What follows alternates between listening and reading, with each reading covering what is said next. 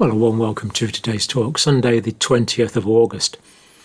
Now let's start off with a pretty revealing graphic about the Food and Drug Administration in the United States. What has been going on here?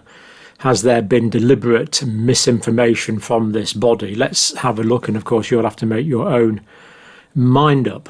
Now, this is the graphic here. These are daily COVID vaccine doses throughout the pandemic in the United States. So starting December 2020, huge numbers of vaccines have been given out. Then on this arrow here, we see that on the 8th of August 2023, the Food and Drug Administration explicitly recognises that doctors have authority to prescribe ivermectin to treat COVID-19. Now, of course, we are not saying that ivermectin is effective in treating COVID-19. We're making no comment on that whatsoever. But we are using this quote directly from the FDA lawyer. And we're showing this graphic to show the timing of this announcement from the Food and Drug Administration. So after the vaccine companies have raked in their billions of dollars, the FDA finally seemed to have changed their position on ivermectin. Now let's look at the background to this story and what's gone on here. Now, this is a Department of Justice lawyer representing the Food and Drug Administration has said this in a public hearing. Circuit Judge was Jennifer Walker Elrod, who was one of the judges, and the counsel who said this was Ashley Chung Honnold, representing the Food and Drug Administration. So this is precise people, precise times and places, oral arguments on the 8th of August 2023, the US Court of Appeal for the Fifth Circuit. So that's exactly where this has come from, time and place. Now, this is what the lawyer said, representing the FDA. FDA explicitly recognises that doctors do have the authority to prescribe ivermectin to treat COVID-19. We're not saying that it does, but that's what they say. They have the right to prescribe it. FDA has clearly acknowledged that doctors have the authority to prescribe human ivermectin to treat COVID-19. So this is the FDA finally giving doctors permission to prescribe drugs. You might have thought that doctors were allowed to prescribe drugs before, but the FDA finally said they can in this circumstance. Better late than never. It is very, very late, isn't it? Very, very late. The lawyer goes on, so they're not interfering with the authority of doctors to prescribe drugs or to practice medicine. Presumably they are, is the FDA. So there you go, nothing to do with the FDA. So I have this idea of concordance. So the idea is you go to your doctor and your doctor says, you know, John, I think we should maybe try this medicine here for your blood pressure or whatever. And you say, yes, doctor, that seems a good idea. We'll try that. There's agreement between the two parties. The doctor could say, well, John, you might have some side effects from this. This is the pros, this is the cons. I mean, that would be the ideal situation. It doesn't quite happen like that in the National Health Service. But we have concordance, agreement. So the FDA kindly now is giving doctors the permission to achieve concordance with their individual consenting adult patients. Quite incredible that it's taken this time to clarify this position. Now, this happened because 3 lawyers filed a lawsuit by this company in the United States on behalf of 3 doctors who were disciplined for prescribing human-grade ivermectin to patients. Of course it was human-grade, they're doctors after all. And this is the case here, you can check it out for yourself. That's actually the document. Dr. Apter, Dr. Bowden and Dr. Marek were the doctors who took this case. FDA had violated well-established law that allows doctors to prescribe FDA-approved drugs as an off-label treatment, is what these doctors were contending. Now, off-label treatment is things that the drug can be given for that aren't necessarily what it was originally planned for. So, for example, aspirin, of course, was originally for fever.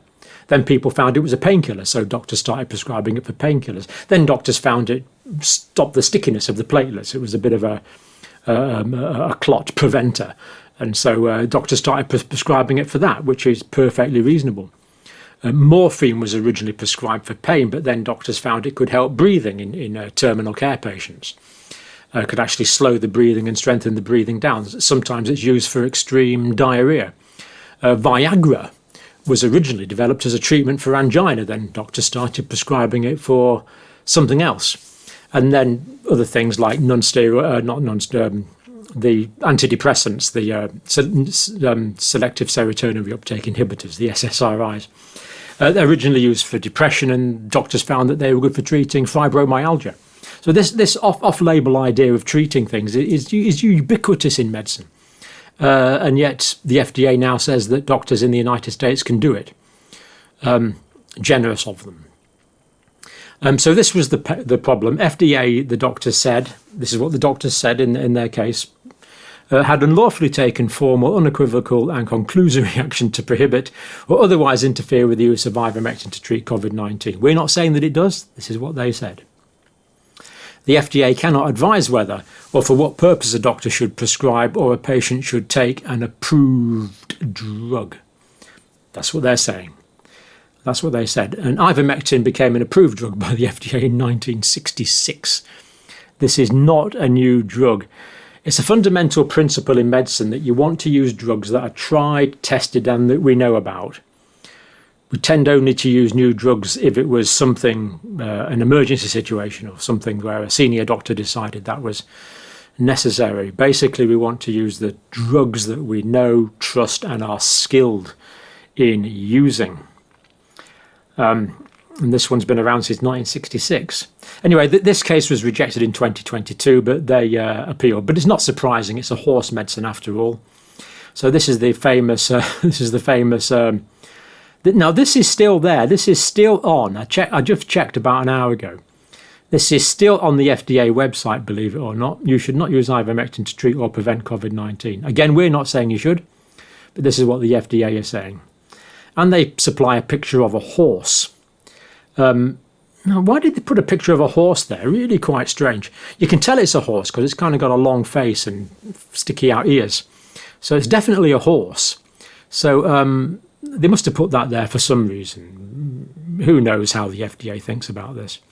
Then, of course, there's the famous tweet here.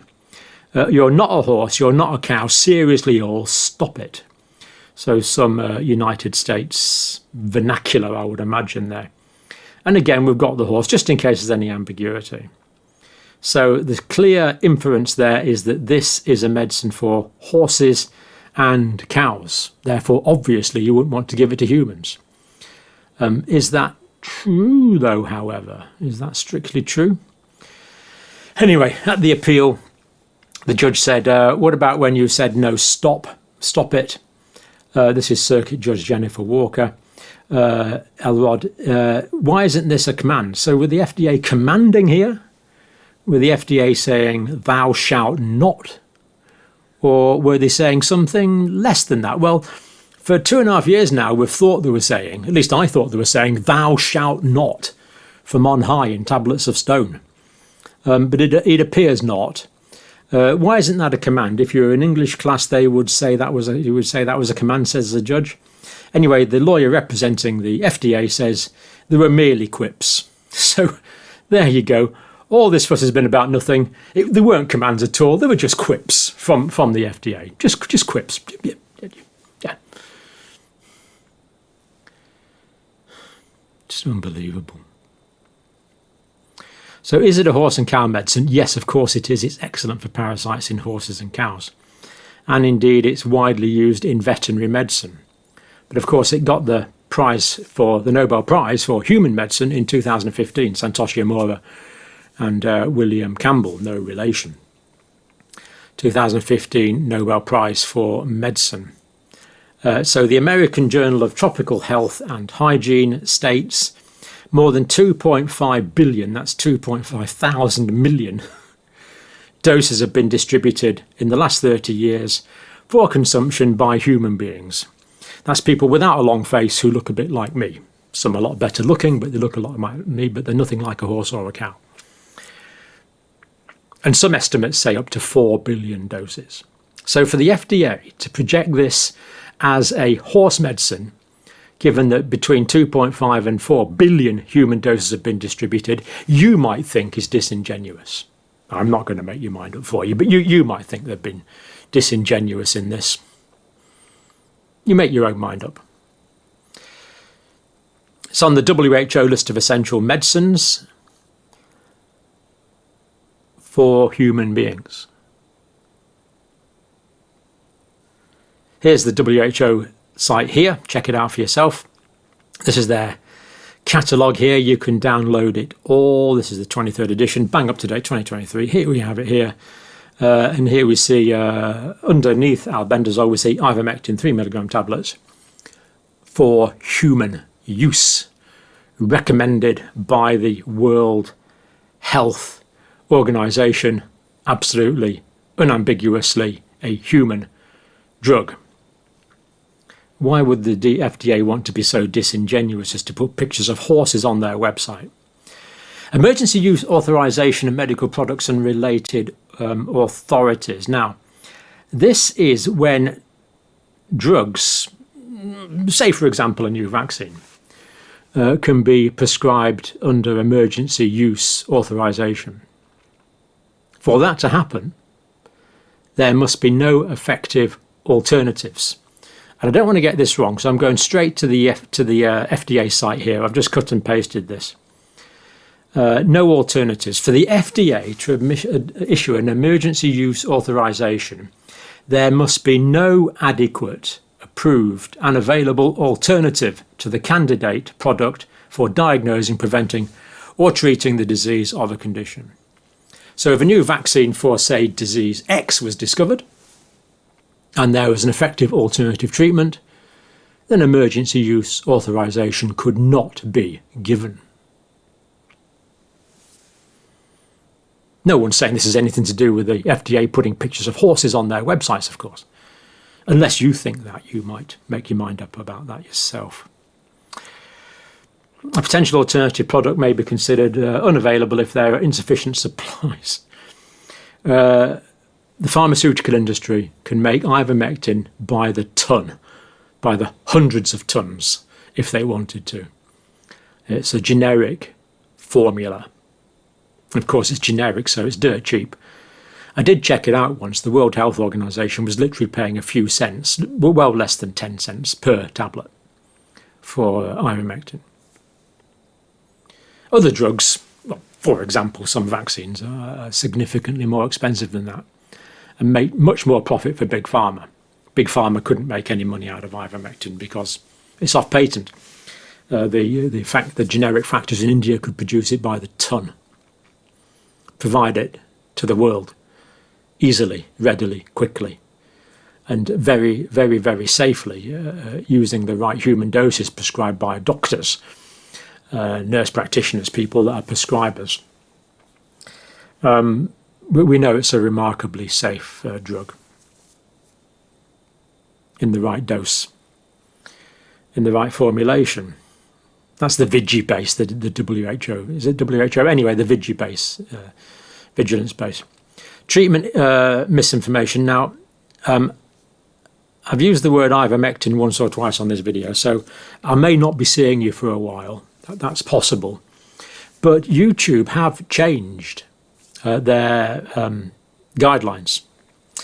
So these are the new guidelines here.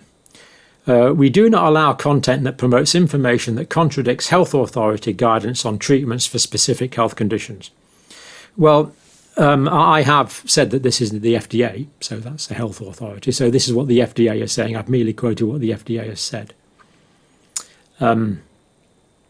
Including promotion of specific harmful substances or practices that have not been approved by local health authorities or the World Health Organization as safe and effective. Of course, we've said ivermectin on the VIGI base has got very good records. We haven't said it's effective against COVID-19. Emphatically, we're not saying that. Or have been confirmed to cause severe harm. And as we say, at the right dose prescribed by doctors, this is pretty safe. So there you go. Let's just have a look at that graphic that we started off with. And like me, you may well be completely furious at this stage.